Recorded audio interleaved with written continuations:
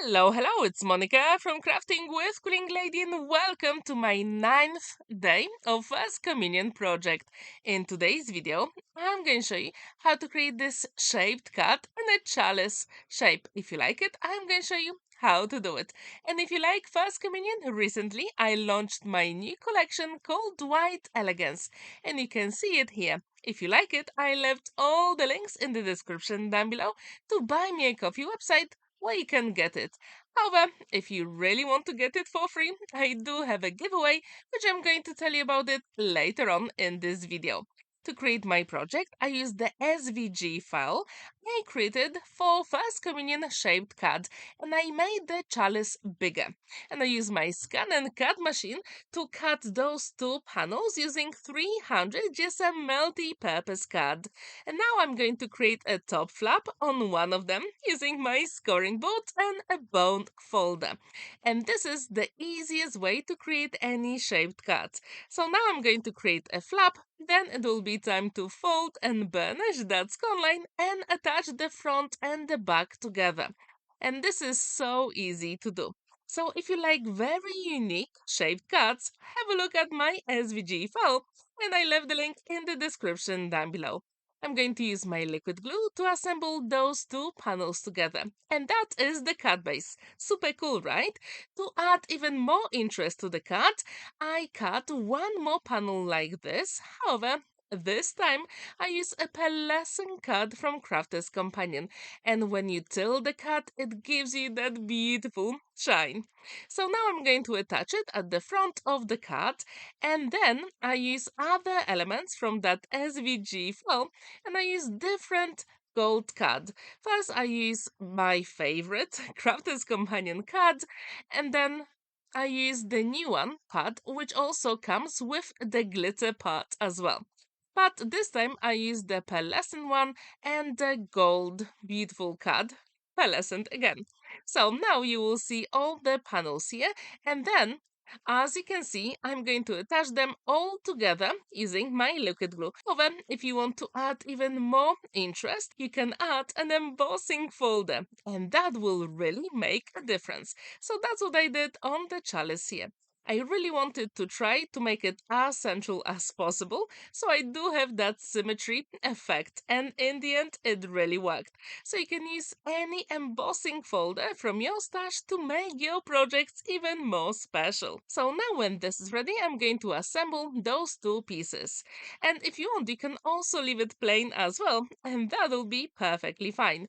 As you can see, with that white pearlescent cut, I do have a nice border, and that's exactly what I wanted on my card. Again, I'm going to use my liquid glue to assemble the elements together because I do have time to maneuver them if I need to.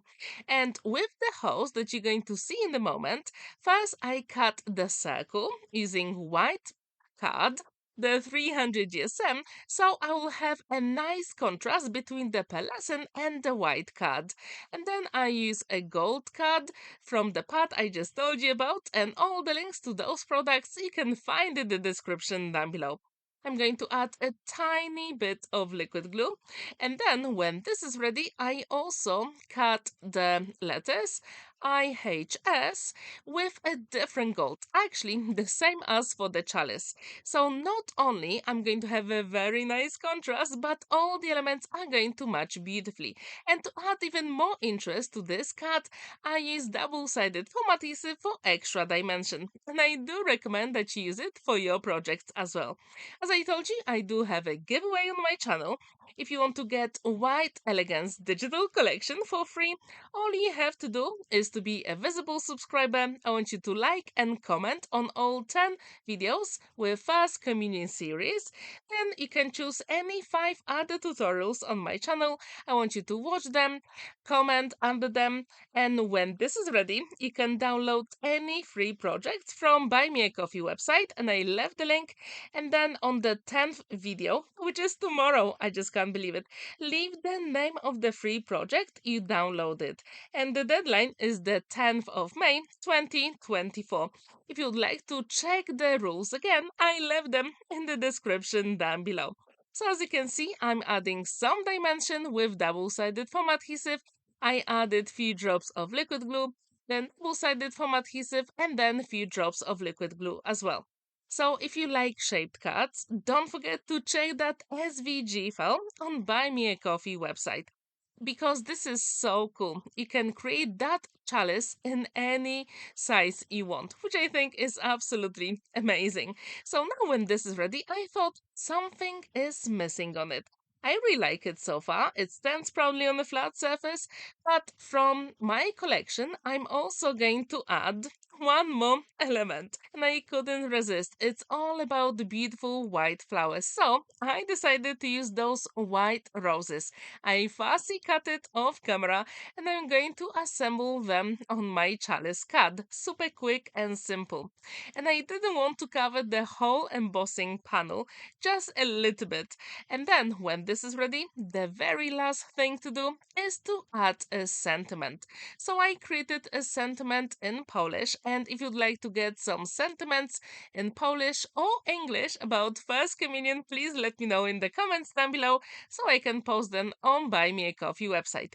And again, for the sentiment, I'm going to add a little bit of dimension as well, and the card will be completed. If you want, you can also add some pearls or gems, and that will be perfectly fine. However, here I decided against it. And if you have a scan and cut or Cricut machines, please use your SVG files. You'll be surprised how many beautiful projects you can create.